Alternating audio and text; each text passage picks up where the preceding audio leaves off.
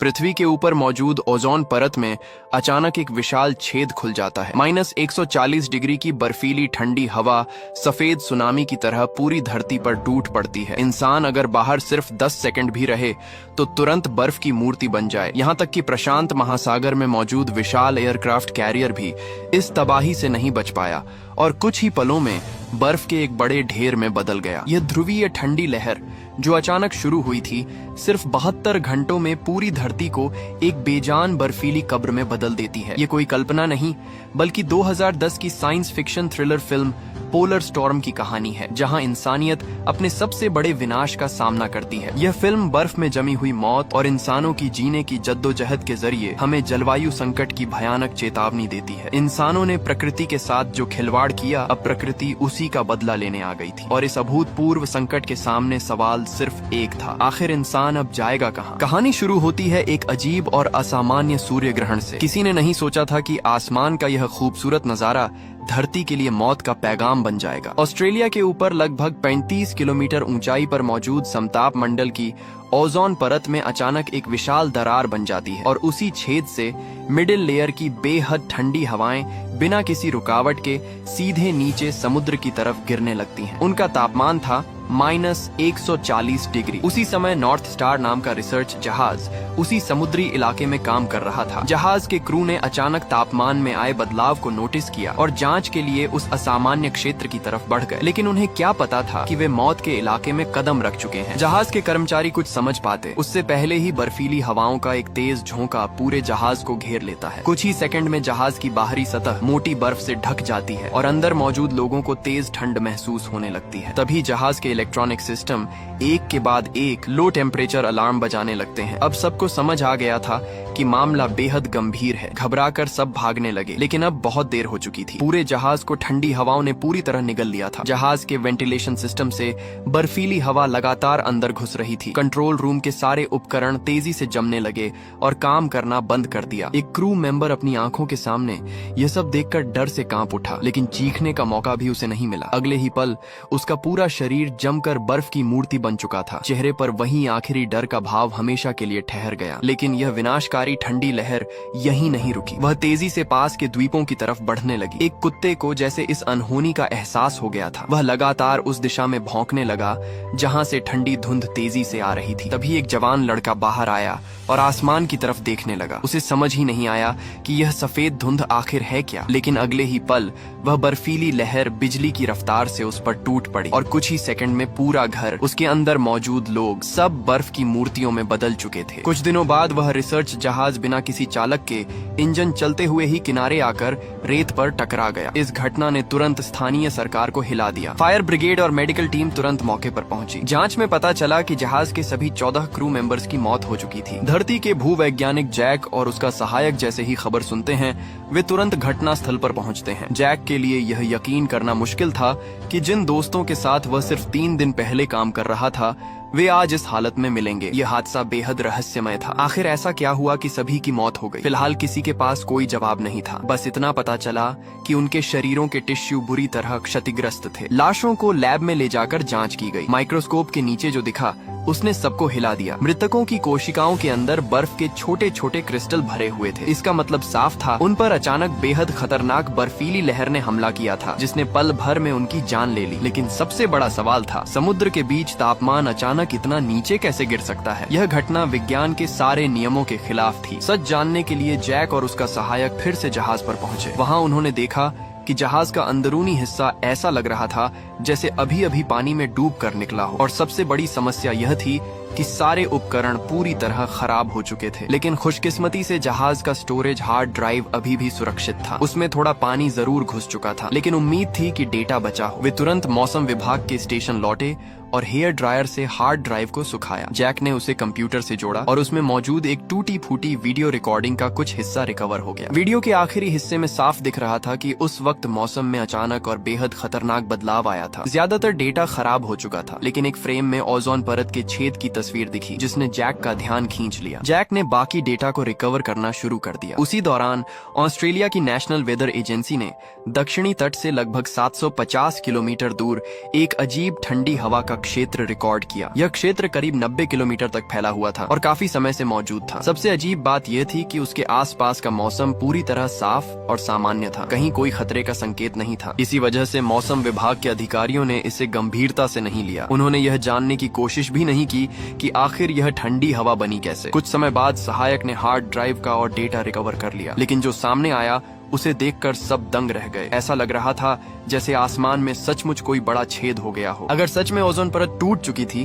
तो मामला बहुत खतरनाक था। जैक ने तुरंत सैटेलाइट डेटा की जांच शुरू की और पता चला कि 3 दिन पहले उसी इलाके के ऊपर अचानक तापमान में भारी गिरावट दर्ज हुई थी। जब उसने 3 दिन पहले हुए उस असामान्य सूर्य ग्रहण को इससे जोड़ा तो उसके दिमाग में एक खतरनाक संभावना आई। क्या उस सूर्य ग्रहण ने पृथ्वी के वायुमंडल को प्रभावित किया था? हम सब जानते हैं कि पृथ्वी का वायुमंडल 5 परतों में बंटा है और अब असली समस्या यहीं से शुरू होती है। असल समस्या वायुमंडल की मिडिल लेयर और ओजोन परत में थी। मिडिल लेयर ओजोन परत के ठीक ऊपर होती है। सूर्य ग्रहण की घटना ने इस परत को बुरी तरह प्रभावित किया, जिससे तापमान में अचानक खतरनाक गिरावट शुरू हो गई। सामान्य हालात में ओजोन परत एक मजबूत ढाल की तरह काम करती है और अंतरिक्ष से आने वाली ठंडी हवाओं को रोकती है, लेकिन समुद्रों में लंबे समय से हो रहे परमाणु प्रदूषण की वजह से ओजोन परत का दबाव असामान्य रूप से बढ़ चुका था। मौसम विज्ञान के नियमों के मुताबिक ठंडी हवा हमेशा गर्म इलाकों की ओर बढ़ती है। इसी वजह से मिडिल लेयर में बनी यह जानलेवा ठंडी हवा एक तलवार की तरह कमजोर हो चुकी ओजोन परत को चीरते हुए सीधे प्रशांत महासागर की तरफ उतर आई। उसी समय रिसर्च जहाज वहीं काम कर रहा था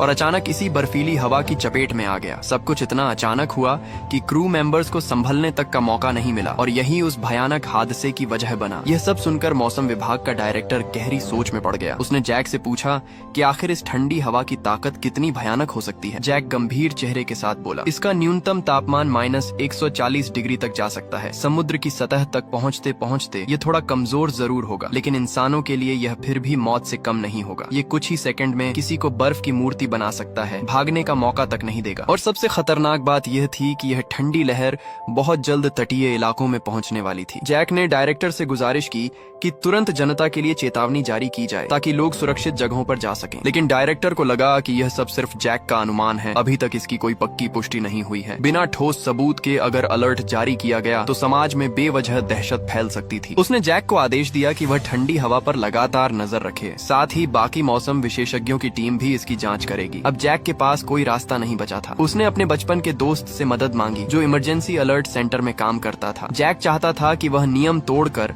लोगों को ठंडी लहर की चेतावनी जारी कर दे ताकि लोग पहले से तैयारी कर सकें। लेकिन उसका दोस्त अपनी नौकरी को लेकर डरा हुआ था। उसने साफ कह दिया कि सिर्फ थ्योरी के आधार पर वह ऐसा जोखिम नहीं उठा सकता। जब तक पक्के सबूत न हो वह कोई कदम नहीं उठाएगा। जैक पिछले 20 सालों से मौसम विज्ञान का अध्ययन कर रहा था। वह जानता था कि ऐसी ठंडी लहर कितनी तेजी से हमला करती है। उसके पास सबूत इकट्ठा करने का समय नहीं था। अगर उसका अनुमान सही निकला तो बाद में लोगों को चेतावनी देना बेकार हो जाएगा। अब जैक ने सबसे पहले अपने परिवार की सुरक्षा के बारे में सोचा। उसने तुरंत अपनी पत्नी को फोन किया और इस जानलेवा खतरे के बारे में बताया। उसने कहा कि वह अपने माता पिता को लेकर तुरंत उसकी लैब में पहुंच जाए क्योंकि वही सबसे सुरक्षित जगह थी। उसकी पत्नी ने बिना देर किए तुरंत अपने माता पिता के घर जाने का फैसला किया। उधर जैक अपनी बेटी को स्कूल से लेने निकल पड़ा, लेकिन जब वह स्कूल पहुंचा तो पता चला कि उसकी बेटी पहले ही जा चुकी थी। उसके दोस्तों से उसे मालूम हुआ कि वह अपने 2 दोस्तों के साथ समुद्र किनारे सर्फिंग करने गई है। यह सुनते ही जैक के पैरों तले जमीन खिसक गई। हालात बेहद गंभीर थे। वह तुरंत कार मोड़कर बीच की तरफ निकल पड़ा। रास्ते भर वह बार बार बेटी को फोन करता रहा, लेकिन बेटी अपने माता पिता के हालिया तलाक की वजह से पिता से नाराज थी। वह हर बार उसका कॉल काट देती। तभी जैक के सहायक का फोन आया। उसने और भी बुरी खबर दी। वह ठंडी लहर सिर्फ 1 घंटे में तट से टकराने वाली थी और सबसे पहले उसी बीच पर पहुंचेगी जहां जैक की बेटी मौजूद थी। संयोग से जैक भी उस बीच से ठीक 1 घंटे की दूरी पर था। अब उसके पास बस एक ही रास्ता था, जितनी तेज हो सके वहां पहुंचना। उसने कार की रफ्तार और बढ़ा दी। उधर समुद्र किनारे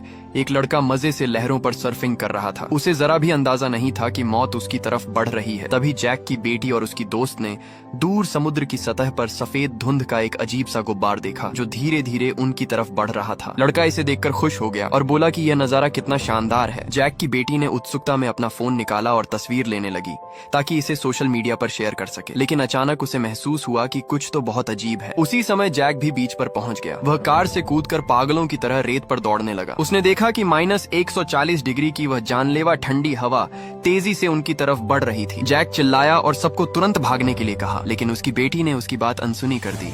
और समुद्र की तरफ भागने लगी क्योंकि उसका बॉयफ्रेंड अभी भी पानी में था। जैक ने पूरी ताकत से लड़के को आवाज लगाई कि तुरंत बाहर निकलो, लेकिन लड़का कुछ पल वहीं खड़ा रह गया। उसे समझ ही नहीं आया कि हो क्या रहा है। आखिरकार अपनी गर्लफ्रेंड की चीख सुनकर वह तैरते हुए किनारे की तरफ भागा, लेकिन अब बहुत देर हो चुकी थी। -140 डिग्री की मौत बन चुकी ठंडी लहर अब उनके बिल्कुल सामने थी और बचकर निकलने का कोई रास्ता नहीं बचा था। लड़की भाग भी नहीं पाई थी कि अचानक आई बर्फीली हवा ने उसे पल भर में बर्फ की मूर्ति बना दिया। उसकी जिंदगी वहीं थम गई, उसी जवान उम्र में। उधर समुद्र में सर्फिंग कर रहा लड़का अभी भी लहरों से खेल रहा था, लेकिन अगले ही पल सफेद बर्फीली लहर सुनामी की तरह उसकी तरफ बढ़ी और उसे भी एक सख्त बर्फ के ढेर में बदल दिया। अब वह जानलेवा ठंडी लहर किनारे की तरफ बढ़ रही थी। जैक ने तुरंत अपनी डरी हुई बेटी का हाथ पकड़ा और पूरी ताकत से भागने लगा, लेकिन जैसे ही वह ठंडी हवा जमीन को छूती, उसकी रफ्तार और फैलाव डरावना हो जाता। वह किसी भूखे जानवर की तरह उनके पीछे पड़ी हुई थी। किस्मत ने उनका साथ दिया और दोनों भागते भागते पिकअप ट्रक तक पहुंच गए। जैक ने तुरंत दरवाजा बंद किया, इंजन स्टार्ट किया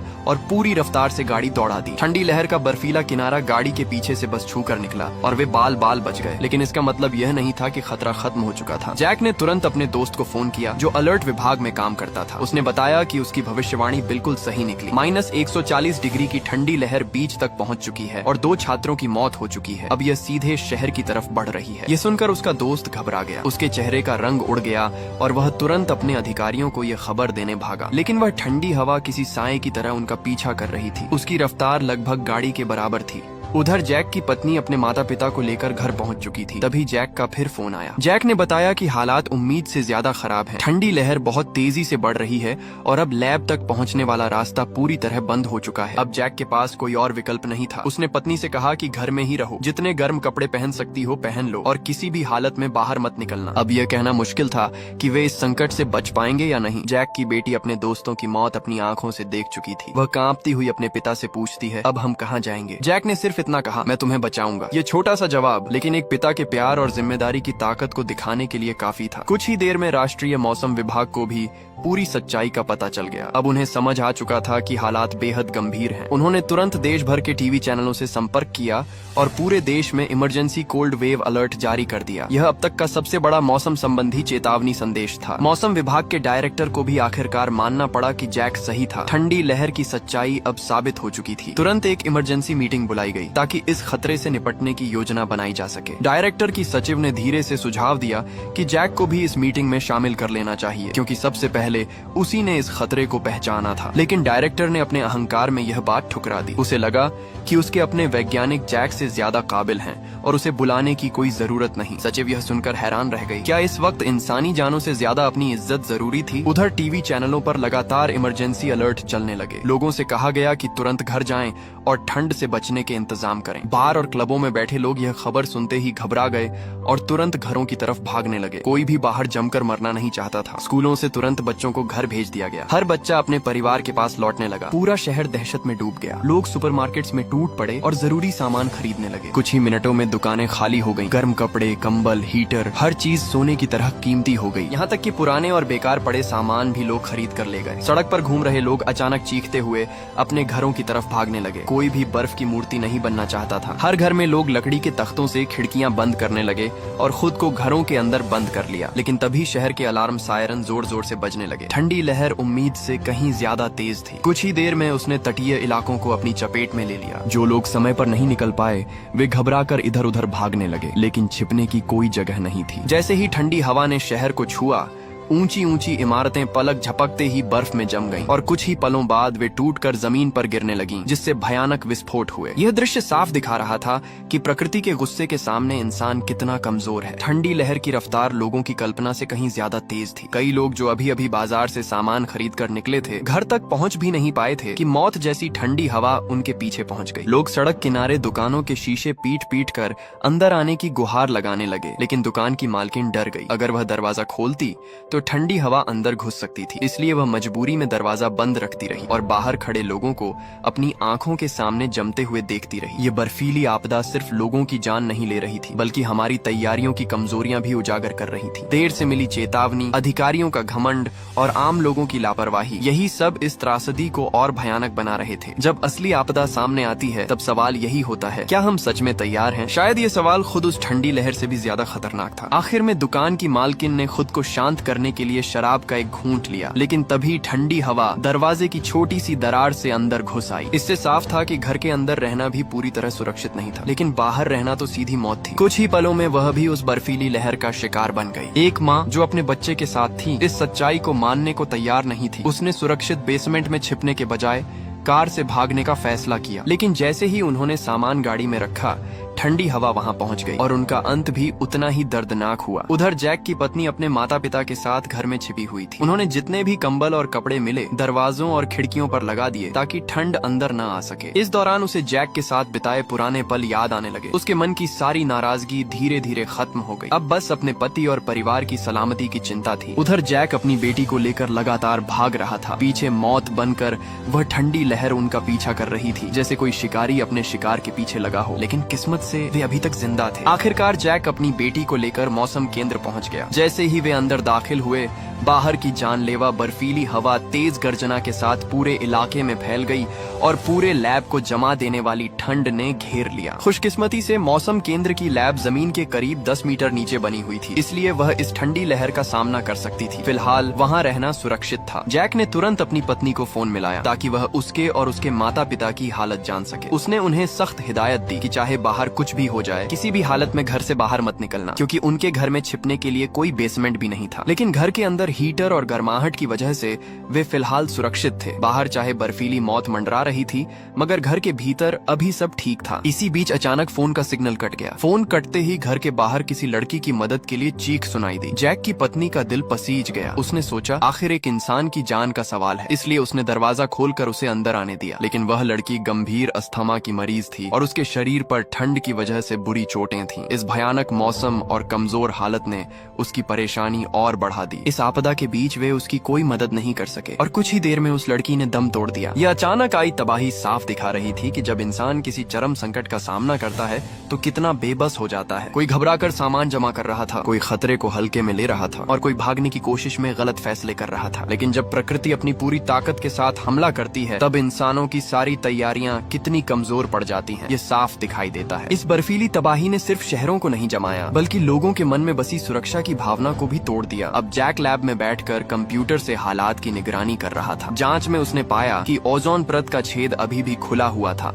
और वहीं से लगातार बर्फीली हवाएं धरती की तरफ उतर रही थीं। अगर जल्द ही इस छेद को बंद नहीं किया गया तो कुछ ही दिनों में पूरी धरती एक नए हिमयुग में बदल सकती थी। लेकिन तभी जैक के दिमाग में एक उपाय आया। उसने तुरंत मौसम विभाग के डायरेक्टर को फोन किया और अपना समाधान बताने की कोशिश की। लेकिन घमंडी डायरेक्टर ने उसकी बात पूरी सुने बिना ही कह दिया, तुम बस अपनी पत्नी और बच्चों की चिंता करो, हमारी टीम के पास इससे निपटने का बेहतर प्लान है। उनका प्लान था ठंडी हवा के केंद्र में 300 बड़े गुब्बारे भेजे जाएं, जिनमें खास केमिकल भरे हों। जब ये गुब्बारे तय ऊंचाई तक पहुंच जाएं, तब लड़ाकू विमान मिसाइलों से उन्हें उड़ा देंगे। विस्फोट से पैदा हुई गर्मी ठंडी हवा से टकराएगी और उसे रोक देगी। सुनने में यह योजना काफी ताकतवर लग रही थी, लेकिन जैक ने तुरंत इसका विरोध किया। उसका कहना था कि यह तरीका बेकार है। प्रकृति से सीधी लड़ाई लड़ना सिर्फ हालात को और बिगाड़ेगा। उसके मुताबिक असली समाधान सिर्फ एक था, ओजोन परत के टूटे हिस्से को ठीक करना, क्योंकि जब तक जड़ को ठीक नहीं किया जाएगा, ठंडी हवाएं आती रहेंगी। अगर उन्हें सिर्फ कुछ समय के लिए रोका गया तो जमा हुई ठंड बाद में और ज्यादा भयानक रूप में वापस आएगी। यानी खतरा खत्म नहीं होगा, बल्कि और बड़ा हो जाएगा। लेकिन डायरेक्टर अब जैक की बात सुनने के मूड में नहीं था। उसे अपनी टीम पर ज्यादा भरोसा था। आखिर वे देश के सबसे बड़े वैज्ञानिक थे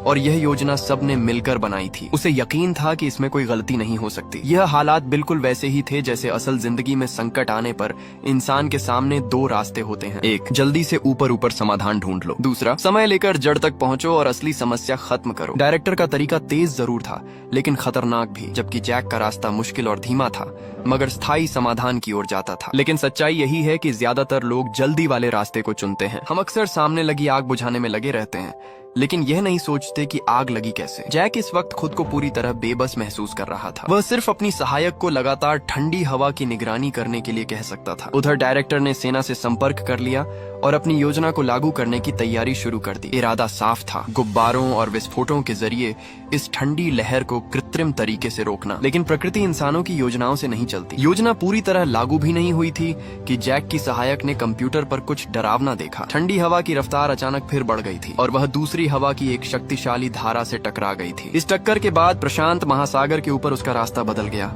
और अब वह सिर्फ एक शहर या देश नहीं, बल्कि पूरी दुनिया की तरफ फैलने लगी थी। एक नई और कहीं ज्यादा खतरनाक आपदा शुरू हो चुकी थी। पोलर स्टॉर्म की यह कहानी सिर्फ एक काल्पनिक आपदा नहीं दिखाती, ये हर इंसान से एक सवाल पूछती है, अगर कल सच में ऐसा जलवायु संकट आया तो क्या हम उसके लिए तैयार होंगे? -140 डिग्री की बर्फीली लहर अब पूरी दुनिया में फैल चुकी थी। इसका पहला शिकार बना टोक्यो। उस वक्त वहाँ गहरी रात थी, लोग अपने घरों में चैन की नींद सो रहे थे। उन्हें जरा भी अंदाजा नहीं था कि मौत उनके दरवाजे तक पहुँच चुकी है, और देखते ही देखते पूरा शहर नींद में ही हमेशा के लिए जम गया। इसके बाद यह ठंडी लहर अचानक लंबी छलांग लगाकर सीधे लंदन पहुंची। सुबह का व्यस्त समय था, लोग अपने कामों में लगे हुए थे, तभी यह जानलेवा बर्फीली हवा पूरे शहर पर टूट पड़ी। बिग बेन समेत शहर की सारी पहचान बन चुकी इमारतें कुछ ही पलों में बर्फ की मूर्तियों में बदल गईं। इंसान बस ये सब देखते रह गए, क्योंकि उनके पास इसे रोकने का कोई तरीका नहीं था। फिर बारी आई मॉस्को की। ठंड के लिए मशहूर यह शहर भी इस तबाही से नहीं बच पाया। मॉस्को क्रेमलिन बर्फ की मोटी परत से ढक गया और पूरा शहर बर्फीली दुनिया में बदल गया। इसके बाद दक्षिणी गोलार्ध में मौजूद सिडनी भी इस बर्फीली मौत की चपेट में आ गया। सिडनी ओपेरा हाउस भी पूरी तरह जम गया। अब दुनिया के लगभग हर बड़े शहर और मशहूर इमारतें इस बर्फीली लहर की चपेट में थीं। ऐसा लग रहा था जैसे प्रकृति इंसानों को उनकी लापरवाही की सजा दे रही हो। ठंडी लहर लगातार फैल रही थी और पूरी दुनिया को निगलती जा रही थी। इंसानों के पास अब बहुत कम समय बचा था। सरकार ने तुरंत सेना को आदेश दिया और बचाव योजना लागू करने का फैसला किया। रातों रात 800 बड़े केमिकल हॉट एयर बैलून तैयार किए गए। योजना यह थी कि इन्हें प्रशांत महासागर के ऊपर भेजा जाएगा और फिर युद्धक विमान मिसाइलों से इन्हें उड़ाकर हवा को गर्म करेंगे, ताकि ठंडी लहर को कमजोर किया जा सके। लेकिन जब सारी तैयारी पूरी हो चुकी थी, तभी ठंडी लहर ने फिर अपना रास्ता बदल लिया। अब सिर्फ 1 घंटे में वह सैन्य बेस तक पहुंचने वाली थी। मौसम विभाग ने तुरंत सेना को सूचना दी और कहा कि बिना देर किए बैलून लॉन्च कर दिए जाएं। कुछ ही देर में सारे 800 केमिकल बैलून आसमान में भेज दिए गए। वहीं युद्धक विमान भी टेक ऑफ कर चुके थे, ताकि तय ऊंचाई पर पहुंचकर उन्हें उड़ा सकें। लेकिन तभी कुछ ऐसा हुआ जिसकी किसी ने कल्पना नहीं की थी। जैसे ही विमान उड़े, बर्फीली लहर अचानक उनकी ओर मुड़ गई। ऐसा लग रहा था जैसे उसे इंसानों की योजना का पता चल गया हो। वह सीधी एयरक्राफ्ट कैरियर की तरफ बढ़ी। जहाज पर मौजूद सैनिक डर के मारे भागने लगे, लेकिन समुद्र के बीच भागकर जाते भी कहां। जिस एयरक्राफ्ट कैरियर को दुनिया की सबसे ताकतवर सैन्य मशीन माना जाता था, वह भी प्रकृति के सामने टिक नहीं पाया। कुछ ही सेकंड में पूरा जहाज बर्फ का विशाल ढेर बन गया। उधर मौसम विभाग के डायरेक्टर की सचिव को डर था कि यह मिशन फेल हो सकता है, इसलिए उसने चुपके से बैलून में इस्तेमाल किए जा रहे केमिकल्स की जानकारी जैक को भेज दी। अब पूरी दुनिया बर्फ में बदलने के कगार पर थी और सारी उम्मीदें अब इन आखिरी लड़ाकू विमानों पर टिकी थी। जब सारे बैलून अपनी तय ऊंचाई तक पहुंच गए, तब लड़ाकू विमान भी ठंडी लहर के केंद्र तक पहुंच गए। पायलट ने बिना देर किए मिसाइल लॉन्च कर दी। कुछ ही सेकंड बाद एक जबरदस्त धमाका हुआ। सैकड़ों केमिकल बैलून एक साथ फट पड़े। कुछ पलों के लिए सबकी नजरें स्क्रीन पर टिक गईं। अगर यह मिशन फेल हुआ तो पूरी मानवता खत्म हो सकती थी, लेकिन नतीजा उम्मीद के मुताबिक नहीं निकला। धमाका पूरी तरह सफल था, लेकिन उसका असर सिर्फ बाहरी हिस्से पर हुआ। ठंडी लहर का असली केंद्र ज्यों का त्यों बचा रहा, और सबसे बुरी बात, तापमान और 40 डिग्री नीचे चला गया। अब ये -180 डिग्री तक पहुंच चुका था। इससे साफ था कि प्रकृति की असली ताकत के सामने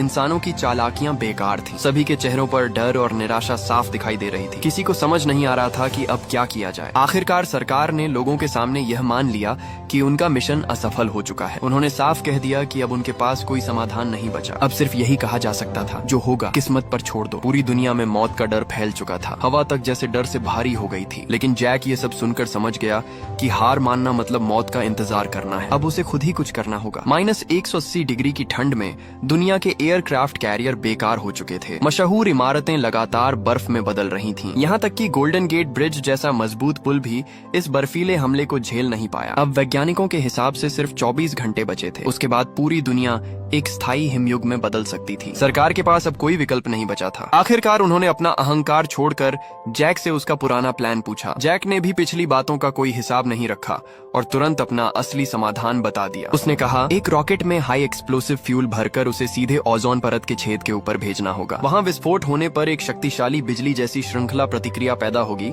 जो ओजोन परत को खुद से भरने में मदद करेगी। बाकी का काम प्रकृति खुद पूरा कर लेगी। यह समाधान उसके पहले किए गए वैज्ञानिक सिमुलेशन पर आधारित था। उसके हिसाब से बिजली की अत्यधिक ऊर्जा ओजोन परत के टूटे हिस्से को दोबारा जोड़ सकती थी, और अगर छेद बंद हो गया तो ठंडी लहर का स्रोत ही खत्म हो जाएगा। स्रोत खत्म होते ही यह बर्फीली सारी तबाही धीरे धीरे खुद ही खत्म होने लगेगी और दुनिया का मौसम फिर से सामान्य हो सकता था। ये इंसानियत का आखिरी मौका था। अगर कुछ घंटों में कदम नहीं उठाया गया तो फिर कुछ भी नहीं बचाया जा सकता था। डायरेक्टर ने अब जैक की तारीफ करनी शुरू कर दी और कहा कि वह सच में कमाल का वैज्ञानिक है। उसने तुरंत जैक से कहा कि रॉकेट लॉन्च के लिए सही गणनाएं निकालो ताकि निशाना बिल्कुल सही लगे। उधर सरकार ने तुरंत सेना को रॉकेट लॉन्च की तैयारी शुरू करने का आदेश दे दिया और जैक कंप्यूटर पर बैठकर बिजली की ऊर्जा और लॉन्च पैरामीटर्स की गणना करने लगा, क्योंकि अब पूरी दुनिया की आखिरी उम्मीद उसी के हाथों में थी। जैक कंप्यूटर पर रॉकेट लॉन्च के लिए जरूरी वोल्टेज और ट्रेजेक्ट्री डेटा निकालने में जुटा हुआ था। बस गणना पूरी होने ही वाली थी कि तभी उसकी महिला सहायक अचानक लो ब्लड शुगर की वजह से बेहोश होकर जमीन पर गिर पड़ी। उसकी दवा 2 दिन पहले ही खत्म हो चुकी थी। जैक समझ गया कि अगर तुरंत दवा नहीं मिली तो उसकी जान जा सकती है, लेकिन बाहर मौत बन चुकी बर्फीली हवा घूम रही थी। बाहर निकलना मतलब अपनी जान जोखिम में डालना। फिर भी जैक उसे इस हालत में छोड़ नहीं सकता था। उसका ध्यान अब दुनिया बचाने की योजना पर टिक नहीं पा रहा था। उसने जल्दी से मोटे गर्म कपड़े पहने और अपनी बेटी से कहा कि कंप्यूटर के पास रहना, बस बिजली चालू रहे, बाकी सिस्टम खुद सारी गणना पूरी कर देगा। साथ ही उसने कहा कि आंटी का ध्यान रखना, उन्हें बेहोश मत होने देना, मैं जल्दी लौटता हूँ। इतना कहकर जैक दवा लेने के लिए बाहर निकल गया। उसके जाते ही रॉकेट की उड़ान का पूरा डेटा तैयार हो गया। उधर सेना ने भी रॉकेट लॉन्च की सारी तैयारी पूरी कर ली थी। अब बस जैक के डेटा का इंतजार था। मौसम विभाग के डायरेक्टर ने तुरंत लैब में वीडियो कॉल की, लेकिन स्क्रीन पर जैक की जगह उसकी बेटी दिखाई दी। डायरेक्टर हैरान रह गया। पूछने पर पता चला कि जैक दवा लेने गया है। अब कोई और रास्ता नहीं था। उसने लड़की से कहा कि तैयार डेटा तुरंत भेज दो, लेकिन वह घबरा गई। उसने साफ कहा कि उसे कंप्यूटर सिस्टम चलाना नहीं आता, बेहतर होगा कि उसके पिता लौटकर खुद यह काम करें। डायरेक्टर का धैर्य टूटने लगा। अब इंतजार का वक्त नहीं था। ठंडी लहर देश के करीब पहुंच चुकी थी। अगर रॉकेट बेस भी इसकी चपेट में आ गया तो इंसानों की आखिरी उम्मीद भी खत्म हो जाएगी। इस बार डायरेक्टर ने घबराने के बजाय शांति दिखाई। उसने लड़की को धीरे धीरे समझाया कि डेटा कैसे भेजना है। लड़की ने हिम्मत जुटाई। उसे शायद पहली बार एहसास हुआ कि उसकी छोटी सी मदद पूरी दुनिया को बचा सकती है। डायरेक्टर के निर्देशों के अनुसार उसने डेटा ट्रांसफर शुरू किया, लेकिन तभी अचानक पूरी लैब की बिजली चली गई। एक पल में सब अंधेरे में डूब गया। उधर डायरेक्टर के होश उड़ गए। डेटा आधा ही भेजा गया था। बिजली जाने की वजह से हीटिंग सिस्टम भी बंद हो गया। लैब के अंदर ठंड तेजी से बढ़ने लगी। जैक की बेटी और उसकी सहायक एक दूसरे के पास सिमट कर बैठ गईं और बस जैक के लौटने का इंतजार करने लगी। उधर शहर की सड़कें जमी हुई लाशों से भरी पड़ी थी। हर तरफ मौत का सन्नाटा था। जैक एक मेडिकल स्टोर तक पहुंचा और मजबूरी में उसका दरवाजा तोड़कर अंदर घुस गया। अंदर दुकान का मालिक कंबल में लिपटा हाथ में डंडा ले ठंड से बचने की कोशिश कर रहा था। किसी को अंदर आते देख उसने सोचा कि कोई लुटेरा आया है। उसने डंडा उठाकर हमला करने की कोशिश की, लेकिन जल्द ही उसे समझ आ गया कि जैक चोरी नहीं बल्कि किसी की जान बचाने आया है। सच्चाई जानने के बाद उसने जैक को दवा लेने से नहीं रोका, बल्कि कहा जितनी चाहिए ले जाओ। दुकानदार की एक बात जैक के दिल में उतर गई। भगवान ने यह हमारे साथ क्यों होने दिया? जैक ने जवाब दिया, भगवान ने नहीं, हमने खुद अपने साथ ये किया है। हमने अपनी धरती और वातावरण को खुद बर्बाद किया है। कुछ देर बाद जैक दवाइयाँ लेकर वापस लैब पहुँच गया। उसने तुरंत अपनी सहायक को इंजेक्शन लगाया। समय पर इलाज मिलने की वजह से उसकी हालत संभल गई। अब जाकर जैक ने राहत की सांस ली, लेकिन अभी भी असली काम बाकी था। उसने बेटी से कहा कि वह कंप्यूटर पर नजर रखे और खुद बेसमेंट में जाकर जनरेटर ठीक करने लगा। उधर दुनिया पूरी तरह जमने के कगार पर थी और दूसरी तरफ रॉकेट लॉन्च के लिए पूरी तरह तैयार खड़ा था, बस आदेश का इंतजार कर रहा था। डायरेक्टर अब फिर बेचैन हो चुका था। उसने सेना के जनरल से कहा कि अगर डेटा नहीं आता तो अपने हिसाब से रॉकेट लॉन्च करना पड़ेगा, लेकिन जनरल जानता था